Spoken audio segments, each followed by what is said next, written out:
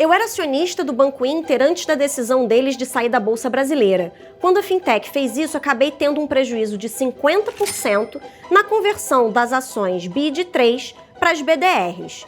Esse valor pode ser ressarcido via judicial ou o banco usou esse procedimento para ficar com metade do nosso patrimônio? Não é que as ações tenham se desvalorizado 50%. Só a migração já levou a essa queda de 50% no nosso patrimônio. Agora é sem piadinha porque o assunto é sério. Bombastic side-eye. Porque essa aqui eu não consegui nem descobrir o que foi o problema. Felizmente as perguntas reais, elas são sempre sérias e complicadas. Estou à beira da morte. Não, é sempre assim, a pessoa está muito, muito ferrada. E você fica assim, caraca, eu lamento por você. Eu cheguei a entrar em contato com o Banco Inter para saber o que pode ter acontecido nesse caso. Porque, de fato, não houve uma desvalorização desse tamanho na conversão. O Banco Inter não enviou uma resposta. Se eles enviarem uma resposta, depois a gente vai acrescentar essa resposta na coluna da Dinheirista lá no seudinheiro.com, que é onde eu falo sobre essas respostas a essas perguntas em texto, né? E aí a gente linka aqui na descrição do vídeo. Não sei te responder o que pode ter acontecido, que aconteceu isso na conversão para você. Não sei também se isso pode ter acontecido com outros acionistas. Assim, não foi um procedimento que a empresa fez para poder ficar com metade do patrimônio dos acionistas. Pode ter havido algum erro, algum problema ali, mas a intenção não foi essa. O Inter estava fazendo uma reorganização societária e migrando da Bolsa Brasileira para a Bolsa Americana. E assim, aqui nesse caso, foi uma reorganização societária que foi aprovada pelos acionistas em assembleia, né? Os investidores que se sentiram lesados por algum motivo nessa conversão só tem alguma chance, né, de ter êxito aí num eventual pedido de ressarcimento se eles conseguirem, de fato, demonstrar que os critérios usados para o cálculo nessa relação de troca, né, de ações para BDRs, não foram bons critérios, né, que não foram adequados nos termos da legislação e que geraram aí algum tipo de perda para os acionistas nesse sentido. Então, se você conseguir demonstrar isso, você pode até reclamar os seus direitos nesse sentido. E aí você pode tanto fazer uma reclamação administrativa junto à CVM, né? E você também pode fazer uma reclamação de caráter judicial por meio de arbitragem. E lembrando, né, que sempre que você tiver um problema, né, com a empresa da qual você é acionista, não sei se você que mandou essa pergunta já fez isso, a primeira coisa que você deve fazer é entrar em contato com a área de relações com investidores. Lá tem um profissional destacado justamente para tirar as dúvidas dos acionistas e esclarecer esse tipo de coisa. Então, antes até de você perseguir uma arbitragem, uma via judicial ou até abrir uma reclamação na CVM, é legal você ligar lá ou mandar um e-mail, enfim, entrar em contato com o RI da empresa, a parte de relações com investidores, e tentar esclarecer aí, afinal, o que está acontecendo. Então vamos encerrar gostoso? Eu vou ficando por aqui. No meu último casamento, lá vem mais uma de relacionamento. Meu ex mentia pra mim dizendo que estava indo trabalhar, mas na verdade ficava na casa dos pais dele o dia inteiro. Quem nunca? Eu nunca, realmente. Como ele ganhava muito bem antes de perder o emprego, ainda conseguia se sustentar com o FGTS e a multa rescisória. Por isso não percebi nada. Quando eu descobri a mentira, ele já estava desempregado há 2 anos e ainda alegou que precisava de mais tempo off para se recuperar e não voltaria a trabalhar tão cedo. Porque eu também não gosto de homem que fique parado, não. O negócio de ficar andando, dançando TikTok o dia inteiro, vai trabalhar. Fui demitida logo depois e me separei. Só que no divórcio, ele conseguiu ficar com metade do meu FGTS. Mas eu fiquei a ver navios, pois ele disse que já tinha gastado todo o fundo de garantia dele. Existe algo que eu possa fazer para não tomar um prejuízo tão grande? Existe. Você pode ficar na casa dos seus pais também, que nem ele fez. Você não vai ter um prejuízo tão grande. Agora, o resto é com você, Júlia. Vai lá.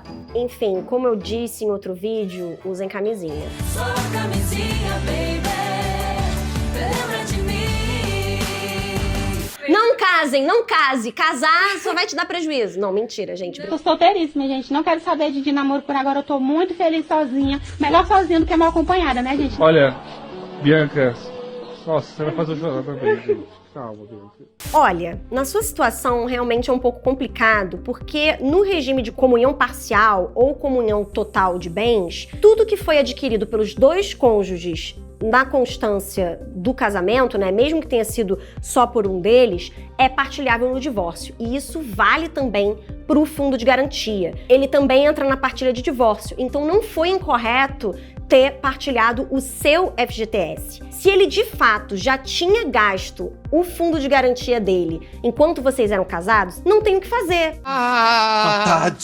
Tadinha, que barra! Porque o que você tem que ver é se ele tinha recursos no fundo de garantia na época em que vocês se separaram. Se ele não tinha mais, realmente não há o que partilhar. Se ele tinha, aí pode ser sim que você possa reclamar aí valores que eram do fundo de garantia na época, porque ele só acabou gastando depois da separação, né? Agora, uma das advogadas, né, com quem eu conversei para elaborar essa resposta, ela falou assim: com certeza ter se separado desse tipo de pessoa já é uma vitória enorme. Eu quero ver você sofrer. Grande mulher, corta pra foto da Nicole Kidman depois da separação do Tom Cruise, né, gente?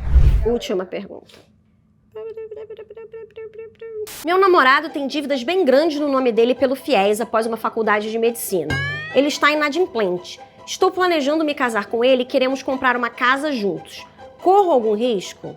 Quer me ver arrasada? É a mulherada casada. Mas meu marido não presta. Vai embora! Sim, você corre grandes riscos. E eu vou explicar por quê. Se você sabe que você não tem dinheiro, pra que você tá fazendo compromisso? Se você optar pelo regime padrão, né, de casamento no Brasil, que é o da comunhão parcial de bens, a princípio você não fica obrigada a responder por dívidas que o seu cônjuge contraiu antes do casamento, né? Dívidas que são deles, são consideradas dívidas particulares. Da mesma forma que você não teria direito, por exemplo, numa partilha de divórcio, a bens que ele adquiriu antes do casamento. Esses são chamados bens particulares e obrigações particulares que realmente, assim, não vão ter nada a ver com você depois do casamento. Só os bens que vocês adquirirem na constância da união é que poderiam ser partilhados aí numa eventual separação. Mas qual que é o problema dessa situação em específico, né? Se vocês comprarem uma casa juntos, ou se um de vocês apenas comprar uma casa, mas vocês estiverem casados em regime de comunhão parcial de bens, se porventura essa dívida dele, dívida particular, contraída antes da união, vier a ser executada, essa casa vai ser um bem dos dois. Não importa se vocês compraram juntos ou se só um comprou a casa. Se vocês comprarem durante o casamento e estiverem em comunhão parcial de bens, essa casa é um bem dos dois. Portanto, é um bem dele também. Se essa dívida vier a ser executada, essa casa é um desses bens que pode ser executado. Isso pode acontecer até se a casa estiver ainda sendo financiada, né? Se ainda não tiver sido quitada. Toque, toque, toque. 3 batidinhas na porta. É a Polícia Federal. É claro que aí entra toda uma questão de se essa casa vai ser bem de família, né? Se vai ser o único imóvel do casal, enfim.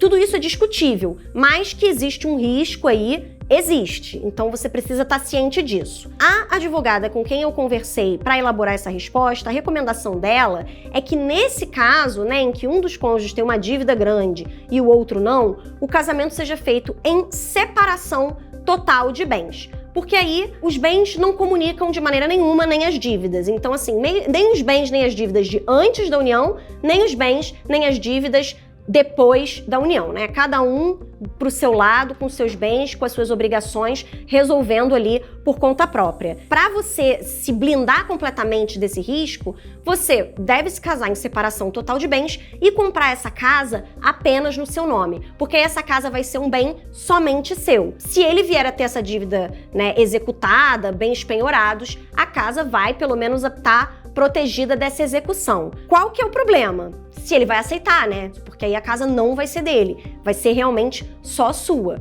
Então é algo aí que cabe o casal discutir. Se você quiser, né, ter a sua dúvida respondida aqui nesse quadro, basta mandar a sua pergunta para o e-mail adinheirista@seudinheiro.com, que aí a gente responde aqui. Se você gostou desse vídeo, lembrando, né, dá like, se inscreve no canal, ativa o sininho para receber as notificações, enfim, tudo aquilo para sempre acompanhar aqui a gente. Essa é a Dinheirista, pronta para aliviar as suas aflições financeiras ou deixar você mais desesperado.